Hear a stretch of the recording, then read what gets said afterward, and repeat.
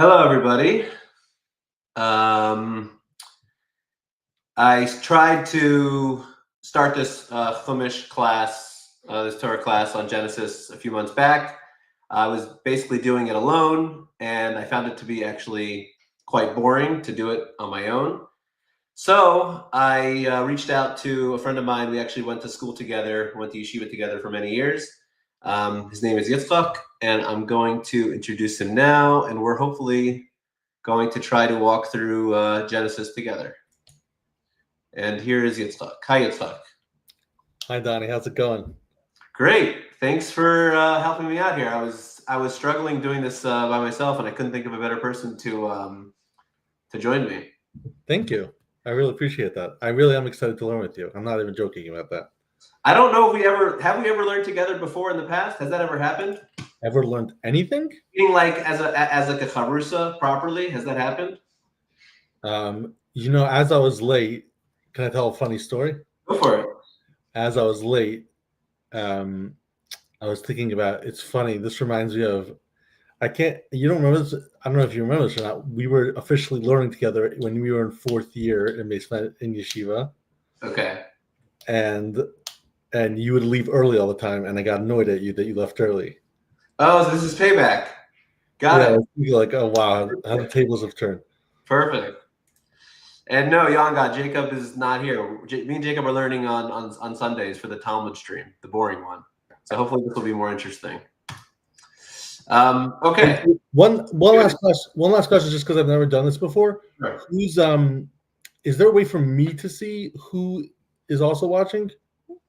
You could see people commenting on like the side of your screen, but I'll just pull up the comments. Just think, it could be millions of people are watching right now. No, you see on the top, it shows you the viewership on the top, right next to live. It shows you that how many people are watching. I don't think it's on my screen. Maybe it's just on yours. Oh, I don't know. It's in the millions. That's for sure. Well, how much is it actually? Just out of curiosity. There are 3 people watching right now, so it's a huge crowd. 3 people, including us or not including us? That I'm not sure. Okay. Do you want to give a brief introduction about yourself at all, or do you want to jump straight in? I mean, whatever. I'm happy to give a brief. Give a brief intro so people know who you are. One of my favorite. My name is Yitzchak. My day job.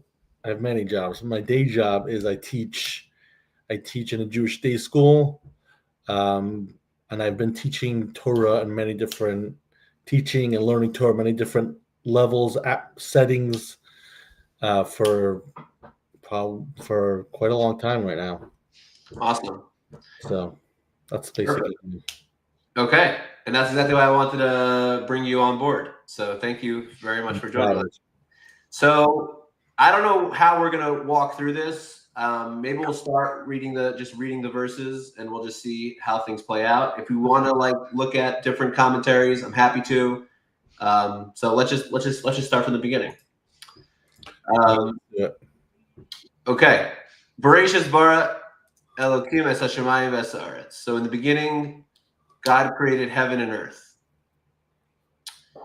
V'haaretz ha'isasov v'vo v'choshech al pnei sehom v'ruach Elokim merachefes al pnei hamayim.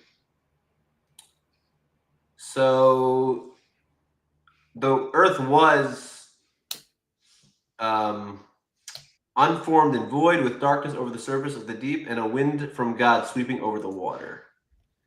I was just thinking now, it's interesting that it goes back, right? It starts by saying God created the heaven and the earth, and then it goes back saying it was so beforehand. It was so. You would think we should start with the status of the world and then God coming to create it. I don't know. I'm just thinking that now. Well, I mean, one when I learned this second pasuk, one interesting thing that always jumped out at me was there's the Ramban, more in English known as Nachmanides. So he actually translates Tovavo. I think there's a discussion among the commentators what's like the two different why the two different words are necessary, and they're saying similar things.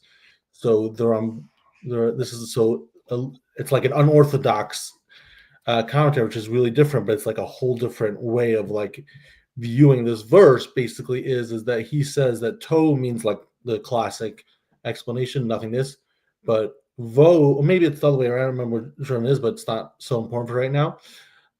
We could look at it. He says vo is that the way God created the world was he first created this universal matter, whatever that means exactly, and everything came from that, and God created everything else from that. And Interesting. it was very interesting. I think, if I remember correctly, he has like this whole long piece about it. A lot of different explanations to how like that affects the way the world. Um, there's like a whole long piece on it. I think it's also interesting because I think there was at some point in time. I love history, but I'm bad at remembering the details. But there was at some point in time over the millennia, there were philosophers who philosophized about different things, and one of the things was that there was some original universal. Oh no, well, take a step back. What I find really interesting thing about that is because that fits so beautifully with the modern day theory of evolution. That Okay. that basically, if you like evolution at its core is like originally there was something very simple. If you want to like take evolution to extreme, the whole world created was a very simple matter, and everything slowly evolved over time. Interesting. So I thought that was very meaning one of one of the well, I mean, I don't know if you want to get into this conversation or not, but there's this whole huge discussion about, does about, you know, evolution, does that fit with God creating the world and all that kinds of stuff? Right. Well, I was just looking because you said the Ramban, so I think that's this piece right here where I just pull it up where he says, shoot, I just found it. No, I lost it. Where is it? I saw he translates. Wait, it was over here somewhere. Here it is. He says, "Bohu." Where is it? My mashma says kvar haisa tohu. Umay bohu ela tohu haisa. Umay to umay bohu davar sheyesh bo mamish tichsiv bohu. Like bohu means like there was Oh, something there. yeah, that's what I remember that part. Right. I really like that. Meaning like I remember learning this elementary school, you're like tov, avo, like these are two random words you'll ever hear. So, and then like the Right. Ramban is like he's like breaking it down. He's saying, no, bohu, everything is in it. So I Right. remember finding that very cool. Interesting. Um, then let me go back here. So I see. What does Young God say? See, why does it say began in English? Why translate it that way if the text more or less says it was created, began to? Do you understand that question? Well, first of all, it is a good question, um, but it's really a question on Safaria. Got it. You're saying Honestly, it's not the right translation? not well. It's not necessarily wrong, but there's probably many different ways that many different commentators explain the exact what's it called, and Safari is probably going with one of them. I will have to say though, I think Safari uses some sort of an open I forgot what the word is, open source translation where people Hmm. come on and translate, and the sort of like Wikipedia kind of thing. Sure. And it's very rare, but I definitely have found instances where I found the translation to be, I don't want to say like blatantly wrong, but not up to par. So I don't know. I think it's helpful as like a tool, but I Right. wouldn't necessarily rely on it as like the end all, Right. as the authoritative text. It seems Tobo doesn't have to have meaning. It can be felt in the heart. That resonates. Um, because Rashid ends with tough, suggesting the meaning in the beginning of. Okay. And then Jacob wrote see Rashi on Genesis 1:1. Okay. In the Greek, it says archaically, God put, sounds pretty cool. Okay. Awesome. Wait, Moving on. what? I didn't understand the last one, the Greek thing. What was the Greek thing? I didn't either understand it. I think he's referring to like some Greek gods. I'm not. Okay, I'm just not familiar with it, but that's okay. All right. Thing Moving is, on over here. What do you say? but I'm just because I'm still figuring out what exactly we're doing. I mean, like, would you? And it's something that I've read about a lot. Would you be interested in discussing evolution and creation? Oh no, Jacob wants to join. Oh no, Jacob, I didn't even like give him a background to who you are. I can handle it. Hi, Jacob. I just came on to say hi, welcome, Baruch haba. Thank you. Nice to meet you, Jacob. Very nice to meet you, Yitzchak. Just to explain what I was saying. So a lot of the things that happens with things like Safaria, and this is actually from the JPS, is they're trying to go against kind of what Christians sometimes end up saying. Yeah. So Christian translation of Genesis 1:1 is Bereshit bara, in the beginning, and that's the beginning, right? But when you read Rashi, he talks about how Reshit is smichut, right? And it's in the beginning of God's creating, right? So that's what this, when God began to create heaven and earth, right? They're trying to translate it more with the Rashi that Reshit is a smichut and chaser min pasuk and all that stuff. Yeah, so I thought I would explain myself, and it was a good excuse to come and say hi. But Jacob, now I bring people to your corner. Do you see that? I'm doing outreach. then aviti, pashati, chatati. Fruma Yidden aren't supposed to be found on the internet. Hashem Yerachem. But no, it's beautiful, and you're very welcome. And I am going to leave you guys alone, so Thanks, not to bother. But it's very nice of you to join me, Yitzchak, and Thank you're you. always welcome. Thank you for having me. My pleasure. I thought he's a troublemaker. That was very polite. He's the most polite troublemaker you'll ever meet. Oh, here. Okay, got you. It's funny actually. There is a whole discussion about the first, verse, and like I never really had such a problem with it. I feel like it's such an appropriate way of starting the. Meaning set the tone of sort of who's running the show, essentially. Yeah, like that's like the most. I think like the whole entire Torah, Bible, whatever you want to call it, is just this is the most important thing. Sure. That God created the world. Meaning, if you don't believe that, then like there's no point in going past verse 1. Like, right. You know what I mean? So it's like either you're on the team or you're not. But like it's such an appropriate way of starting. Right. So it's like in the beginning, God created the heaven and the earth. So I always found it interesting. I think what's really more interesting is that I always found it interesting that the Torah talks about creation at all. Like, why is it necessary? Why don't we jump straight to the story of Adam and Chava? Why is it necessary? Because we don't really understand it, anyways. Meaning, right?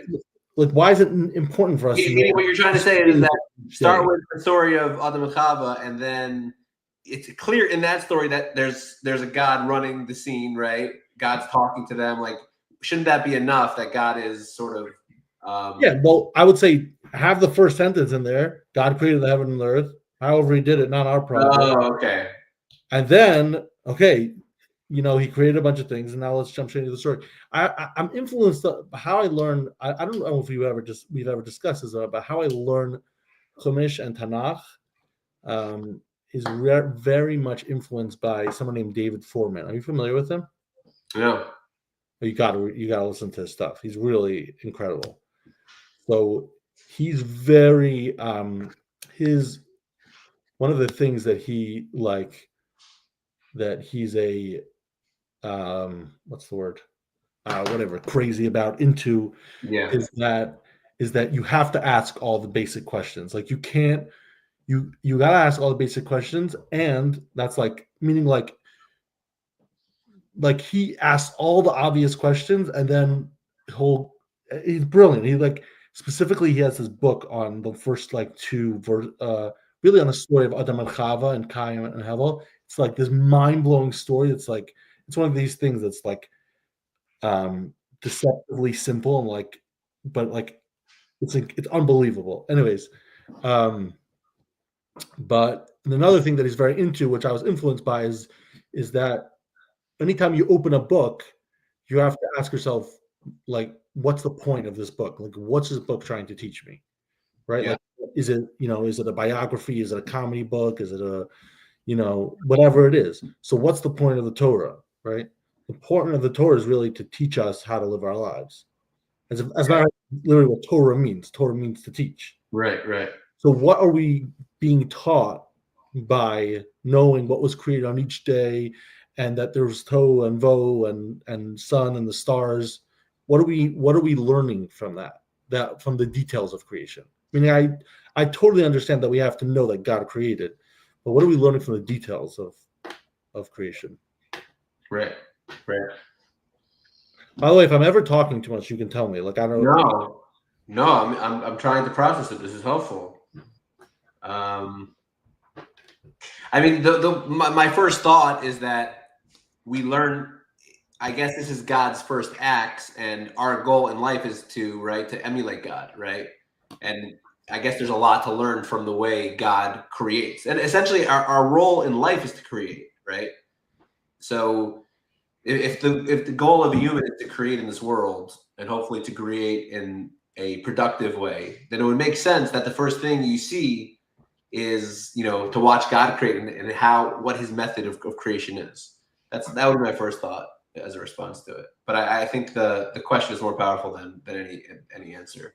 Right. I mean, so you can kind of always go with I mean, along the lines of said, you could kind of always go with like the Torah has so many levels and it's so deep that like, okay, we don't get what the lessons are, but there's some really deep meaning here. And I'm not saying that's wrong, but I think that we should always strive to understand, what's the simple lesson? Like what's a simple meaning? Like because the Torah is not meant, definitely not generally, it's meant to teach average people also. It's not meant for just like, big rabbis named Yitzchak. Sure, for sure. Yeah, I actually kind of got into a conversation about this with this guy named David, who's part of this space.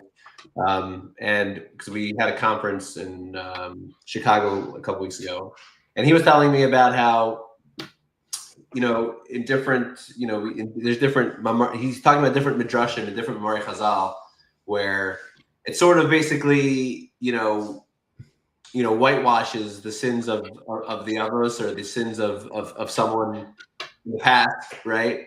And he was he was asking me, like, do you think that like a rabbinic invention that the Avos sinned or didn't sin, like, or do you think it's real that they actually didn't sin? And he was talking about those types of things where he was talking about an idea of when Isaac, I'm not familiar with this medrash, but there's a medrash he said that where how did Isaac eat Esav's food? And the medrash says that Esav, when he pulled the arrow, like he did a perfect shechita. Like it was like a perfect shechita when he I think I've heard of that part. And he was saying to me, he was basically asking me questions like, is that a rabbinic way of trying to prop up Yitzchak, or is it for real? And the reason why I'm mentioning it is because it lends to this issue of what you just said about how you're supposed to learn the lessons, right? Even though the Torah is inexhaustible and endless and infinite, you're supposed to take the lessons from it. And what his point is, in a sense, is if you're going to start saying that no one has ever sinned, then you're taking away from the potential, in my mind, of how much you can learn in a certain sense, because you're not letting them be earthly beings, It's fun. I understand what you're saying. It's funny that I am always, when I learn the Torah, I'm always amazed, and this is true for the Gemara also. I'm always amazed by how honest it is about the Avos sinning. Like it's literally full of mistakes. Like it's full of mistakes. Sure. So, listen, I'd have to see that medrash inside, but I would imagine where the medrash, like just like off the cuff, like what I would imagine that medrash is coming from is like, meaning that it's true that the Torah is honest about the mistakes that they made, but they're only honest about the mistakes that it only tells us about the mistakes that we can learn from or need to know for some reason, right? Sure. So if there's another mistake, if there's like this whole, this is like I'm just saying, just as like thoughts just streaming through my mind, but meaning if there's this like whole thing out there that Yitzchak wasn't really careful about kosher, Right. like that would be a big deal. Like, so meaning to say, like, and there's a Mishnah that says that Avram kept all the mitzvos, and so I think it's understood that it's understood that he passed it on. That's right. How he did Yitzchak, and he passed it on to his. Right. No, he was sort of talking about, and I'm not really, I don't have opinion one way or the other. He was just sort of talking about this issue in general. Yeah, no, but what I say is like it's like I think part of it's like every it's like history is written by the victors, so like you can't know what's sitting on the truth. It's like it's unbelievable that probably the most important, or what I mean most important, like the most like this text that has survived for like over 2,000 years and is like cherished by the Jews and other people also as like their most. I'm just always coming from a Jewish point of view, so as their like most important book, like it's literally chock full of like all of our heroes made all these mistakes. So like it's hard for me to. That's why I'm always coming with an attitude of like, if there's like an explaining how they didn't make a mistake, even though there's a question like, oh, did they make this mistake? Right. Like they did. Then like it doesn't. You're saying the Torah already paved the path for showing all the mistakes in a sense. So you would assume the rabbis would sort of fall in line with that path in a way. Right. I mean, if there was a mistake to be, but it's true the other way also. Meaning there are examples where the simple text sounds like they didn't really do anything wrong. True. That's a good point. And the rabbis say this was actually considered doing something wrong because that's a great point. You're right. And some of them come to mind that are quite brutal, like where it doesn't say it anywhere. Think of like what example? Think of in Shmuel with Chafni and Pinchas. Is that their names? Elkanah's two sons.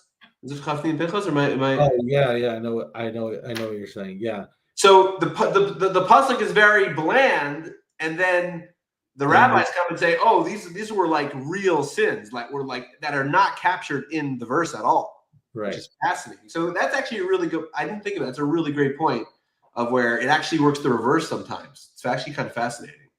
It brings even that to me is even a bigger problem now. It's so funny because I didn't think about it in the reverse, and to me that's even more. You have to have bigger shoulders and more like authority to start saying, that's why there's fascinating. It's really fascinating. Let's see. There's some comments here. I prefer the idea of God creating the time and the land first for chronological reasons. I guess that makes sense. You can notice later the containers are created in the first 3 days and then contained in the last 3 days. I think that's talking about like the rakia. I assume he's talking about. Okay, that's interesting. The Alexandrian Jews were pretty creative. Give the LXX a chance. I don't know what that means. I'm going to pretend I do though. Day 1 cosmos. Day 4 cosmic objects. Day 2 heavens. Day 5 swimming and flying things. Day 3 earth. Day 6 creeping and walking things. Oral tradition is greater than the written tradition. You just need to ask. And then Jacob pops in and says, LX is Targum Shivim. I still don't know what that means. Should I know what that means, Yitzchak? Do you know what Targum Shivim is? No. Well, LX is 70, so that makes sense, like Targum Shivim, but I don't understand what that means. It could be a joke or it could be serious. I'm not sure which one. Okay, should we go to the next verse? Sure. Let's do it. All right. Vayomer Elokim Yehi Or, and God said there should be lights. Vahi Or, and there was lights. Vayar Elokim Esa Orki Tov, and God saw that the light is good. Vayavdel Elokim ben Arve Choshech, and God separated between the light and the darkness. Vayikra Elokim Or Yom V'Choshech Karlaila, and God called to the light day, and to the night to the darkness night. Vayer Vayiboker Yom Echad, and it was evening and morning, day number 1. Yeah, so this is part of what I was saying before of like the whole creation story is a little bit not confusing, but it's almost like where do you start with the questions? Like, like why light and day first, why light and darkness, why light first and then darkness, why light and darkness on the same day, why didn't he create everything one day? Like it's almost like it's working with like like a lot. Our perception of things are like based a lot off of what we're familiar with. So like it's hard to imagine I think human, at least me, I'm like not really familiar with things being created. So Right. like this. So like how do I even know where to start? You know what I mean? That's why it's all a bit like Yeah. So I think that's why you find actually. I think Rashi really makes this point. If I remember correctly, in the Vayar Arki Tov. So I think Rashi has some exactly. Hang on a second. Rashi. He doesn't have anything on that. Here we go. Vayar Elokim was Arki Tov. Where's like the actual text? How do we get that? Oh, here. So that you see the A over there. The A. There it is. Yeah. Vayar Well, Elokim was Arki Tov Vayavdel. I just want to show you something quickly. That A in the corner. Yeah. The A in the corner. Mhm. That you can click on that, and then you do source. Oh, got it. Cool. Yeah. Okay, so Rashi's apazel nutrichim l'divrei Haggadah. So Rashi is really referring to what he said, the things he said earlier, but meaning to say like there's this whole controversy, whatever you want to call it exactly, on itself, which basically is like, what are we doing with? Is basically, are you supposed to try to keep to the simple meaning of the Torah as much as possible, or are you supposed to, or like, well, the truth is I don't really understand the whole controversy so well myself, but the Rashbam, who was Rashi's grandson, took issue with the fact that Rashi used so many midrashim to. Really? Yeah, you're not familiar with this Rashbam? No. Yeah, they don't teach you this one. And no, I haven't heard it. Yeah, the Rashbam, it's his intro to the Chumash. Basically, is like, I have to write this commentary because Rashi has like all these midrashim, and they're out there, and it's not the simple way of explaining the psukim, so we shouldn't. So, not like Rashi made a mistake in that regard. I don't know exactly what the issue is, because I don't think the Rashbam is saying that the midrashim themselves. Oh, is this famous? I don't know. I mean, so I'm not sure what the issue is exactly, because I don't think the Rashbam is saying like these midrashim aren't valid. Like, but I think he says, I see it right here. Well, yeah, that's says, Yavinu hamaskil ki kol divrei harabasinu v'darshinim kanim v'amitim v'zeh omer v'zeh Shabbos haynu bar timni sari shnin v'lo yodin the emek yotzi de shuta, right? Ikar halachas v'rashi yotzi miyosar apart o b'shin el lashin shinut b'shuta shel mikro v'lashin sechos libin. Wait, am I reading the right thing? I think I am. But keep on. First, every shot of a pasuk zelo dia l'nei Adam lama lo reis le'parish kamosam. You keep on going. Yeshvar shem rishana bar l'kim esrayim ef shalom ar kain.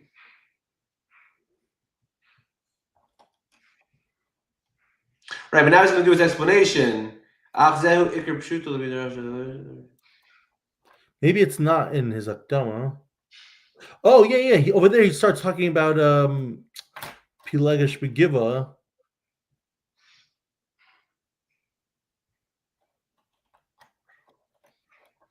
No, that's not. That's the different. That's the story of Reuben and the. Either way, it sounds like that's what he's saying in the beginning. Yeah, I think he spells it out more. He's quoting a Gemara, right? That says, I was learning for 18 years. I think that's what it means. And I didn't know that. Oh, I actually kind of vaguely remember this Gemara because it's a shocking Gemara that it says that that I've been learning for 18 years and I never knew that concept of Emek Yosef B'Shuta. I remember I learned this morning. I was very shocked by it. Like, what does that even mean? Like, you think that's the most obvious thing? Right. Here, let's see. Jacob has the hack. There are new printings of the Rashbam that some people have the chutzpah to censor. Wow. So okay, cool. Wait, so wait, Jacob, I have a question for you. So does that mean it actually wasn't? I remember reading this inside, and I thought it was an Hakdama, but maybe it's somewhere else. Or maybe you're saying the Hakdama got censored. Interesting. It's also kind of like intense to critique your grandfather on the beginning of his commentary. That's quite a fascinating thing to do. Yeah, I mean, well, it's really interesting because that's also that's where Tosfos came from in the Gemara. What did he come from? What does that mean? The whole Tosfos of the Gemara is a large chunk of it is Rashi's grandchildren. Really? I didn't know that. You didn't know this? No way, Donnie. No, I didn't know that. This they even talk about in yeshiva, but no, I didn't know that. But no, Lashon is and the Bali Tosfos say. Again, I'm not good with knowing like where things are, but they say is because basically we felt the need to write this because we see sometimes Rashi is I don't think they say wrong. They say in a very respectful way, but they say like Rashi's like, he was he's not explaining the Gemara the way it should be, and therefore we need to. Right. I don't know where it is, but Rabbi Malot told me he has seen censored version of the Rashbam for being too critical of Rashi, which is stuyot of all stuyot. Rabbi Malot is one of the rabbis in residence in this corner. Cool. Yeah. So, anyways, but you know what's interesting? I think whatever. I don't want to go too deep down any one specific rabbit hole yet, but yeah, but Tosfos was really the same idea. It was Rashi's grandkids taking issue with the things he said. I had no idea. That's really cool. So like Rabbeinu Tam, one of Rashi's grandkids, like as an example. Yeah. Rabbeinu Tam, the Ri Hazaken, the Ri Rabbeinu Tam, the Ri, and the Rashbam also, and those were the three most famous ones, and they were like a large chunk. I think, if I'm not mistaken, like the Ri is like the unofficial actual author of a lot of Tosfos and Shad. I don't remember that exactly. Don't take it what's it called, but that's. But it was also done in a very respectful way, and they were like, that's why they called it Tosfos as it's additions to what Rashi said. Oh, interesting. It came from a respectful way, but half the time they're saying Rashi says this. I don't love that. Got it. Fascinating. Cool. But I don't know if you have a time constraint, so like if you have to go, let me know. I have like at least tonight I have like 20 more minutes. But wait, and one other thing is actually I'm remembering this now that we had this discussion about like other people talking about Rashi. One of the most it's like one of the most beautiful, I remember it's like striking works I've ever read is the Ramban's introduction to his Parish on Chumash. But I remember one of the most striking parts of it is like 75% of the time what Ramban's doing in Chumash is arguing with Rashi, but the way he talks about, you have to see the way he talks about Rashi in his Hakdama, in his introduction. Right. Before you just say like, oh, the Ramban, with all it's Rashi stupid, right? Right. But so like it's like I think it's like really cool to see the balance of like arguing, but in a very respectful way. Right. I think that's really what we're all striving for. For sure. This is from, I think his name is Clonimus, I believe. The Rashi in Harios was written by his son-in-law, the Rivam, if we're dropping random Rashi lore. Wait, what's that? So far, I was literally just listening to something about this because Daf Yomi just started. Yeah. Harios. Yeah. Oh, Jacob's back. But before Jacob comes back, Daniel is a lovely guy from Rochester, New York. Just an amazing guy. So the other guys weren't lovely. I'm joking. No, I met Daniel in person, and I was born in Chicago, so it was good to see you, Daniel. Hope you're well. Let me add Jacob. Hey, Jacob, welcome back. Okay, you guys, like this is the stuff that really gets my blood boiling. So, but like, I remember I was reading in Yabia Omer, Rav Avadia was talking about Rav Eliashiv, and he wrote something like, "Va'atayid horata ladat she'en bedavarav klum," right? It's like he completely obliterating Rabbi Eliashiv, right? Rabbis disagree, and like this craziness that somebody would think, it's not kavadik enough of the Rashbam, or like what? For How sure. dare you? Who the hell do you think you are? I totally agree. I mean, whoever's censoring that sees. I know better than the Rashbam. The Rashbam thought he could write this, but I know he shouldn't have. So I'm going to take it out. That's basically what he's saying. So I have a translation of Chovot HaLevavot, and the translator's like, some people were saying I shouldn't translate this part of it because people might misunderstand. It's like, who do you think you are that you're going to decide which parts of the Chovot HaLevavot people should read or shouldn't read? For sure. Like, it's chutzpah she'ein kamohu. Yeah, I'm totally with you. Also, you see in the Gemara itself, the disputes between the rabbis. Oh yeah, I was gonna. Brutal. Yeah, they'll say things like, "I should kill you." They'll say things like, "Punch your eye out." Like they'll say. Yeah, I was gonna say that. It's a good thing these guys didn't censor the Gemara, or else we'd be missing a whole bunch of stuff. Yeah. The fact is, they do censor the Gemara because there are certain Gemaras we don't learn, right? So my rabbi, he has this minhag in his family that they make a siyum on the entire Mishnah for their bar mitzvahs. So every one of his sons made a siyum on the entirety of the Mishnah, right? And I was like, so do you actually learn Seder Nashim? Like, there's a lot of stuff in Seder Nashim that, like, you know, for a Hasidic guy to be teaching his 12-year-old, and he's like, yeah, of course I do. It's Torah. You think you know better than God? Honestly, like, yeah. What are you going to do? You're not going to. But I've spoken to people who are like, there are certain Gemaras. They can wait until for Kol, you know. That's just silly. 1 second. But you know, like you can't get through Genesis. You know, all the crazy Yehuda and Tamar. I mean, how are you gonna? What is going on? Like, it's crazy. Like, yeah. I had a Christian once ask me, do Jews read Shir HaShirim? And I told him, I'm Sephardic. We in a lot of the shuls that we were, Shar HaBitachon, I think is the one that some people are like, don't read. Kalonymus is actually he's Satmar, so he knows. Oh, exactly. It is Kalonymus, right? Okay, I got it. Okay. Yeah, this one's Kalonymus. Yeah. So what was I saying? Shir HaShirim. Shir. I'm like, I'm Sephardic. We a lot of the synagogues I go to at every Friday night between Mincha and Ma'ariv, they read the entirety of Shir HaShirim. Right? Lots of people haven't memorized. He's like, in front of kids and women? Like, yes, in front of kids and women. And like, yes, they actually understand the Hebrew, right?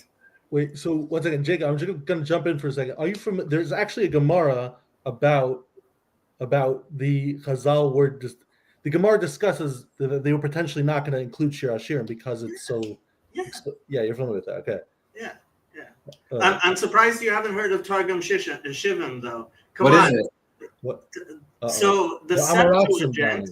So the Septuagint. The story is. Oh, yes. Okay. Once you say the story, Donnie will know it too. Okay, go ahead. So the story is what happened was that Ptolemy wanted a translation of the Torah. And frankly, the Septuagint only properly refers to the 5 books of Torah. It doesn't refer to Isaiah because especially the Septuagint of Isaiah is just so bad. It is terrible, right? And the Targum Shivim that we have now doesn't match a lot of the things that the Gemara says because only the Christians kept a copy of it, right? But the story is that Ptolemy wanted a translation, and he wanted to make sure that it was a correct translation.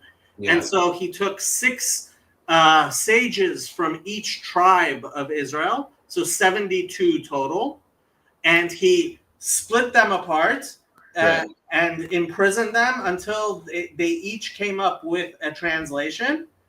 And miraculously, the entire translation was the same. Yeah. And actually, the Gemara says, no, the miracle was that all 72 of them decided to change the translation in certain ways so that he wouldn't get mad, right? Yeah. Which is the opposite of how Christians understand it. Anyway, but so Young God, he knows Greek, and so he's always looking in the Targum Shivim. And the Septuagint, we have a lot of Septuagint fans around here. So there actually is a real copy of that original translation. It's a real thing. A copy. There's a standard one Christians use. Got it. More properly, it should be called the Septuagints because there are several of them. And frankly, anybody who knows Greek knows they're terrible translations. They're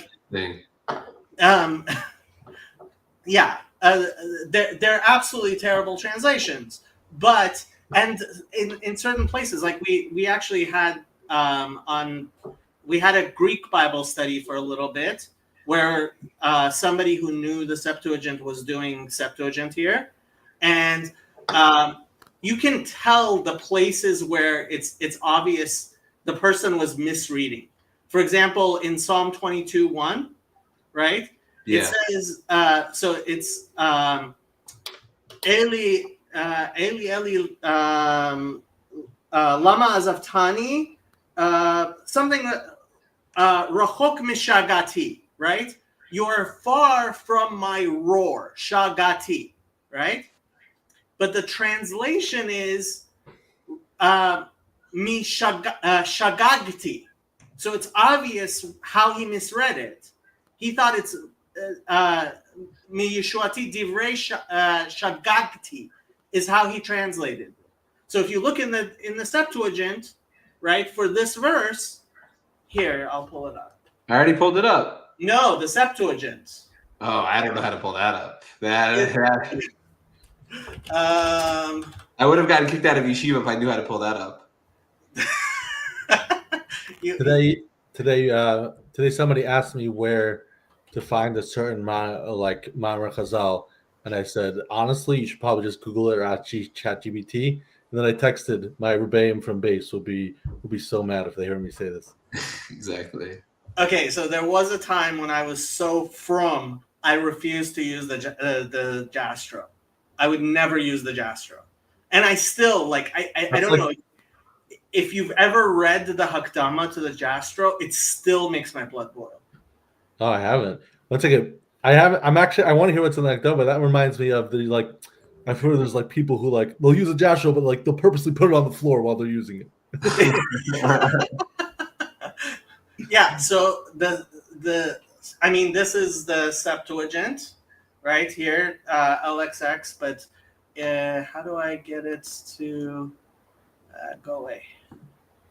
Here. So the translation from the Septuagint. Where is it?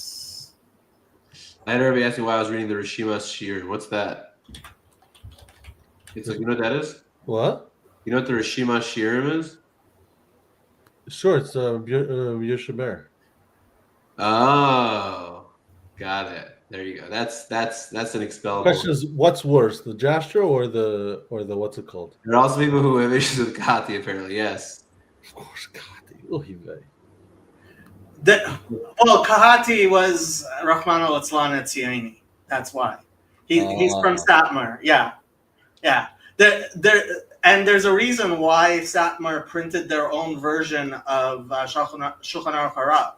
So you can tell how much people hate Chabad when you look at which version of Shulchan Aruch Harav they have in their basement. But so you see, it says, the account of my transgressions is far from my salvation, because the way he translated it, he thought the word shagati there is shagagti. You see? Yeah. Like it's funny when you look in the Greek, sometimes you can actually tell like exactly how it's different from the what you call it. Yeah. Okay. Oh, what does he say in the Hakdama? He says in the Hakdama that the study of Talmud will only be completely reach its greatest heights or whatever when people start studying it for philological and philosophical reasons as adjuncts to those who are too engrossed in its practical aspects to fully appreciate it. Stomachagets. Meaning to say, basically, the people who take the Gemara most seriously, they're the ones who aren't going to appreciate it. Yeah, stomachagets. And then people are sitting there actually learning it in yeshiva. Like I after I read the Hakdama, I couldn't bring myself to study to open the Jastro. I just couldn't. It was just too disgusting. Wow, that's pretty. I guess now I understand why people put the Jastro on the floor. I mean, it's printed right there, but nobody reads the Hakdama. Whoever looks at the Hakdama in yeshiva. Oh, I have. This is like that's like its own. What's it called? How like people just skip. First of all, it's not just true with Sfarim. It's true with books in general. Like it's you should read the introduction. Like it's a good idea. Like it literally tells you what is this book in front of you, what is it about, what's it trying to do. Like it's like you'll sit down and read like a 500-page book, but you're not interested in reading the 5-page. Well, you know, Yitzchak, our mashkiach in yeshiva, Rabbi Glick, he used to always say this. Maybe this is where I'm coming from. He always used to quote. I think it's a Rambam somewhere, maybe in the Moreh Nevuchim. So I don't remember where, but something that says the quote was that fools hate hakdamas. Fools hate the preface. Really? I forgot who he quoted. I can't remember who he quoted, but I feel like it was some random like obscure Rambam, but I could be wrong. So when Chabad printed a luach for studying Tanya every year, the first day of the luach is just the title page of Tanya. So the first day, you're supposed to spend the first day on the title page. Nice. That's it. Nice. That's great. That's great. What was I going to say? Just random thing I'm going to throw in. Have either of you guys ever tried asking ChatGPT Torah questions? Well, Grok. Yeah, I test Grok by asking it. I was blown away by it. Like yeah, like very on target and like tons of great marmakomos. Like when Grok first came out, I wanted to see, like, I wanted to really test it, right? So I thought I would write an ambiguous question that it wouldn't be able to figure out exactly what I was saying. So I asked it about the conflict. Mom is a real Rebbe. You're being mechan. You're being mechan. Grak. So I asked it about the disagreement between the Satmar Rav and Rav Moshe, right? And I thought, Right. there's like, how many Satmar Ravs? Does it know which Satmar Rav? And Rav Moshe, Rav Moshe, who Rav Moshe could be anybody. And it Right. went into this like really in-depth stuff that was like completely on point, including about like what Satmar Poskim today are actually relying more on, because I was asking about the original question was about IVF, right? I asked about surrogacy, but anyway, apparently now, and Grok knew that Satmar, like it told me, like Satmar communities nowadays are poskening in vitro, are poskening according to Rav Moshe, even though like the Satmar Rav was very against it in the 60s. Like they were burning Igros Moshe in the streets. Are you serious? Yeah. That's terrible. That's crazy. Wow. I mean, it was a huge issue back then. So you know how we were talking about before. So Don, I had actually asked you this earlier. Earlier on, I texted you like, remind me to tell you like, yada yada yada. So like, actually, I had this crazy Gemara that's been sitting on my head for a few days, and I was like, wow, they don't teach you this one in yeshiva. It's incredible. I was trying to find it just now. I did it recently in Daf Yomi. Young God. Guys, we're supposed to be reading Genesis. I'm supposed to be writing colorful interpretive Greek translations. That's funny.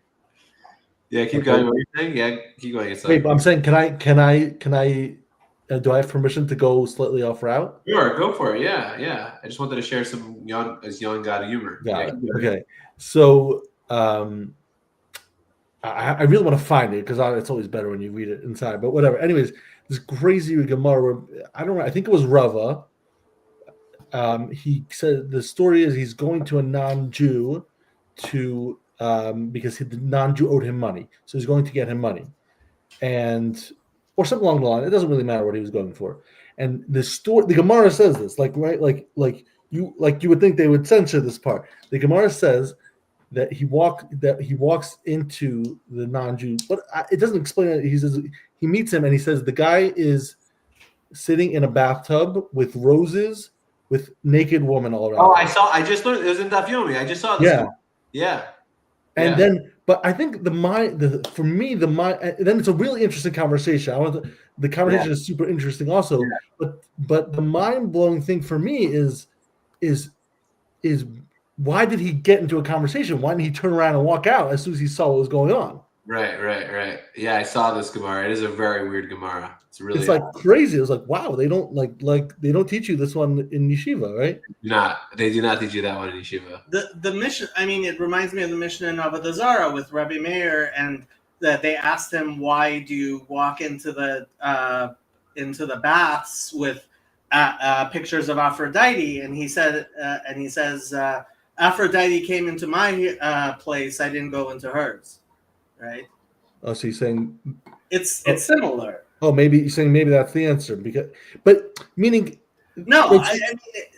When I first saw that, I was like, also like, what's going on here? Rabbi Meir is going to Greek baths. I mean, with like pictures of Aphrodite, right? That's right. Yeah. You know what that reminds me of? That reminds me of some story that I used to go around. I don't know if it's true or not, but so there's like a lot of stories about like the Salvatics were very into like halacha is like you follow halacha exactly the way it's meant to be. So there's like some story about some guy met one of the Salvatics on the beach and he was totally naked, And what was Pshai? He said because the beach is a different place. It doesn't have the same halachos of tznius, so you don't need to wear anything. According to halach, you don't need to wear anything, so you're just walking around naked. Oh my God, Jacob, what have I done? What have I brought to your channel? Oh my Okay, God. I'm sorry. The I like. Gemara. I mean, we this was a place of kedushim v'taharim, like, and we never talked about such things. Yitzchak. Like, what's going on here? Fantastic. That's hilarious. That's hilarious. The only thing I'm upset about right now is that Jacob is so happy right now. It's getting me a little annoyed. He's so happy. He's way too happy. This is the best. I love this so much. Like, But it's like Jacob has never smiled on a single stream with me, and now all I see is this big smile. He's all ear to ear. Oh I'm in my trouble. God. Hilarious. Literally hysterical. But I'm actually gonna have to wrap up in a couple of minutes. Yeah. If you wanna finish off with anything specific or go a little bit further, I mean, understand I have like 5 more minutes. Oh no, I don't have anything specific. We can wrap up. Okay. Well, it was a good. Well, I'm gonna let you guys. Yeah. I just really, can I just finish my thought about the Gemara once we're talking about it? Yeah. So the Gemara is a really interesting discussion. The Gemara talking is really interesting. Yeah, I can pull it up. I can't remember exactly what I Dava know was. where it is. I can pull it up. Hold on a second.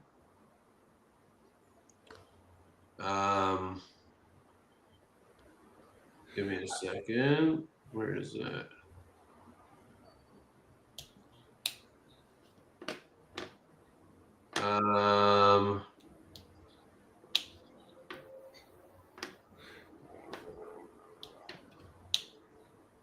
Well, I had 2 thoughts. My first thought was it was like mind blowing to me that like there's this story in the Gemara about like Rava not just turning around and running in the other direction. Right. Like, what's the deal with that? Right. I mean, that would be my natural reaction. Like, I'm not saying I'm like a super holy guy, like, or whatever. Like, like it would just at least be like, whoa, what is going on over here? You know what I mean? Like, right.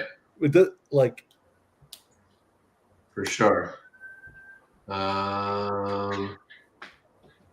Can't find it. There's also, if you learned that same Gemara, there was an interesting Gemara about it was about Jews keeping Shabbos. It was very interesting. That basically, at that time period, they didn't really believe that the Jews kept all the laws of Shabbos. It's really fascinating. Why is this not coming up? You're still on the Sefaria thing, so make sure. No, I'm trying to find the Gemara. Wait, who said the thing earlier on about the what's it called? About Horius? That was Clonimus. About her. Oh, so I don't. Is Clonimus still with us? That sounds bad.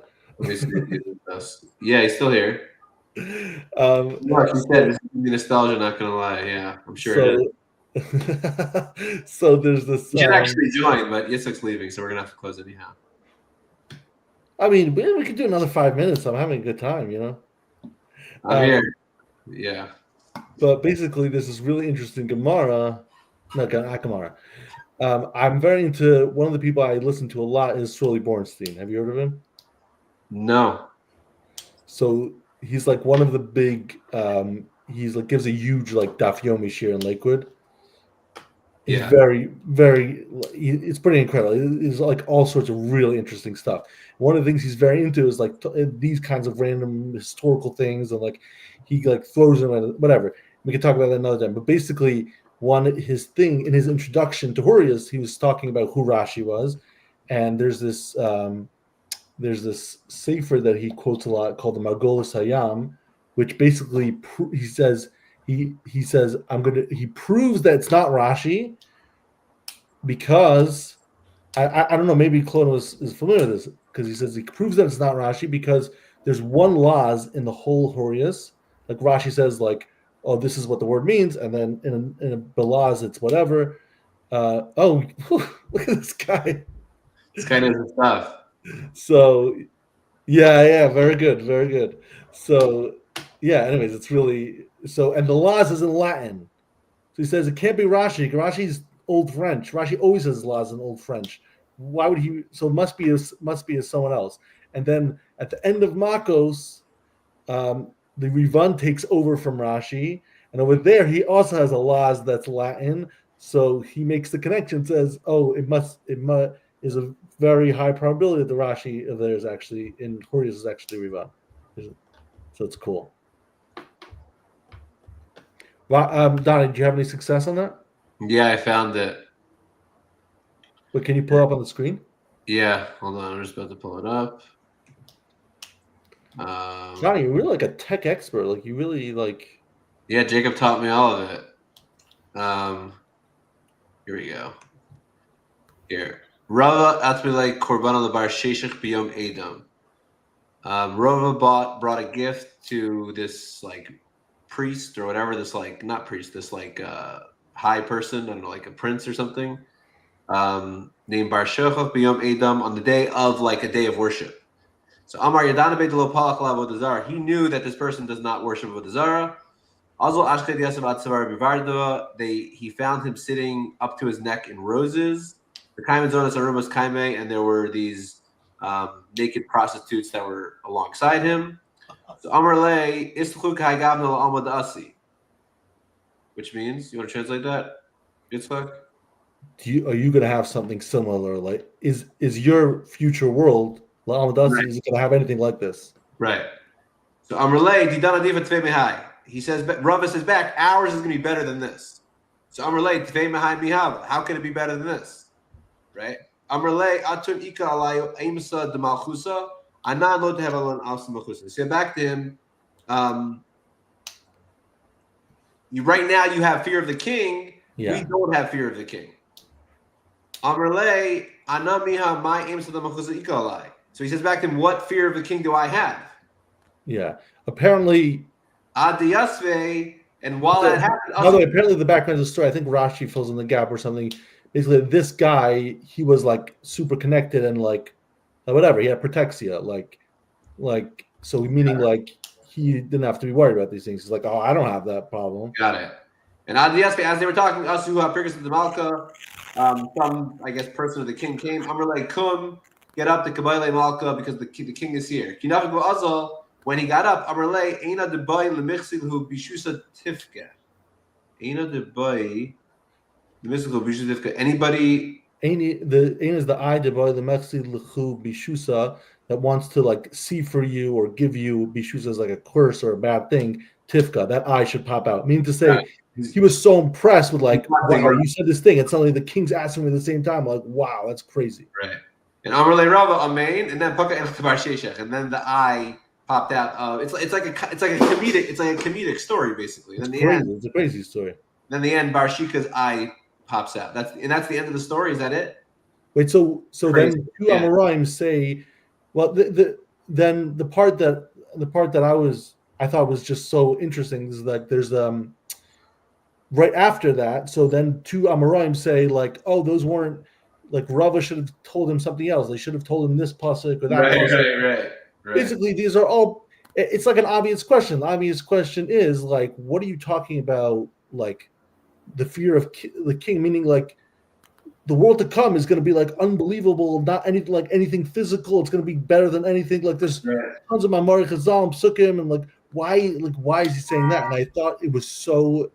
I thought like this thought just popped in my head. I thought it was so simple. And I thought it was like, but it teaches such an important lesson. It said, had Rava quoted him a pasuk on the spot, you'd be like, okay, yeah, get out of here. Right. You want to give him something that was practical that he could actually feel at this moment. Oh, interesting. That's an interesting way of looking at it. He's not gonna this guy's sitting in a bath with who knows who. Clearly, like it's not like he's not gonna get into a philosophical discussion. How good is the next world? We'd be like, what's something you can feel right now? I'm gonna tell you something you can feel right now. You can. Fascinating. What's it called? Good. I like that interpretation. That's really nice. That's really interesting. Yeah. I thought it was so interesting. Like you have to. Sometimes I think it also like to me that lends itself a whole discussion. I mean, this is another whole rabbit hole, and I don't mean rabbit hole in a bad way of like truth being subjective, objective. Because like you could say different things to different people at different times. Doesn't mean it's not true, but it also doesn't mean that it is. You know what I mean? Sure. Jacob, just wait till he finds out about Verveki and the transjective. Forget it. I don't. Should I start brushing up on my Verveki? I've only listened to like 2 or 3 hours of his stuff. The person you should listen to is Yosef. Yeah. Yosef. Yeah, Raisin. He's a our scholar of the corner. local Rebbeim here. Yeah, you have to meet him. I went to his house for a Shabbos meal. Actually, it's like he lives in DC. One second. What's this guy's name? Yosef Razin. He's like the local scholar of the corner. So he's like a really well versed in Everything. everything. Like Cool. a serious guy, like a real guy. Yeah, like he PhD in robotics, right? And he's been doing Daf Yomi for 10 years. And I always regret asking him a question. Sometimes I'll ask him a question on like I message him because I sometimes have random questions like I don't know, how do I learn about XYZ or some history or something, and I'll get like a 10-minute voice note and like he breaks it all down. I'm like, wow, this guy is amazing. Oh look here, this is from a Haskama from Kleinemos, Talmud Chacham and Anav. Very good. And I have to say, a while back we had somebody who was like this really thought he was big on Kabbalah. Like nobody around here knows that much Kabbalah, but he was quoting the Zohar and Yosef says to him, "But that's not the parish of the Or HaChama." And I I didn't even know there was a parish Or HaChama on the Zohar. But Yosef is something else. He's Cool.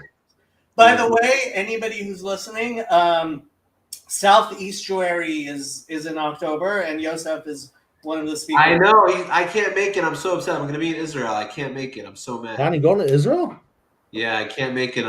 We just had this conference in Chicago. Now there's going to be one in October, and this is the first one that Yosef's attending. So it's like a big deal, and it's like it's complicated with Shabbos accommodations and everything for him. So I really wanted to be there, but he's not. I'm not going to be able to make it. So you're at least going to say hi to Chezi while you're in Israel, right? Yeah, I hope to meet Chezi. Chezi's another prominent member of this space. So I hope to meet him in Israel as well.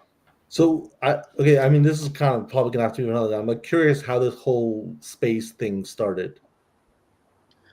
So I was going to a church to hear a Gitchka talk, and this guy comes up to me and he says, "Hi, I'm Daniel Shalom from Ner Yisrael, and I'm also here at this church listening." You guys started way before me. You guys started way before me. And you started playing Jewish geography on the spot, of course, right? Of course. Here, young guy. It's a cult, Yitzchak, but it's a cool cult.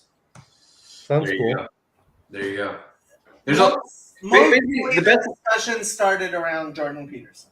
The best way to understand the TLC, this little corner, in my opinion, in terms of just general the structure of it, is that so Jordan Peterson created a lot of different there's a lot of conversations that came from Jordan Peterson, and a lot of community sparked, and within this little corner, there's a bunch of different YouTube channels that make content that people all follow. So there's between 5 and 20 channels that people follow. And they're all mostly very small channels that people follow, and that creates the community. It's so funny. I randomly was reading the Jordan Peterson's book last night.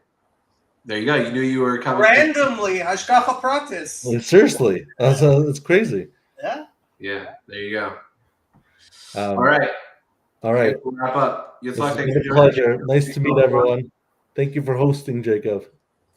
Thank you for hosting. Donnie, if you were a real Jew, you would have served more food, but that's true. That's true. All right. Good night. See you guys later. Bye.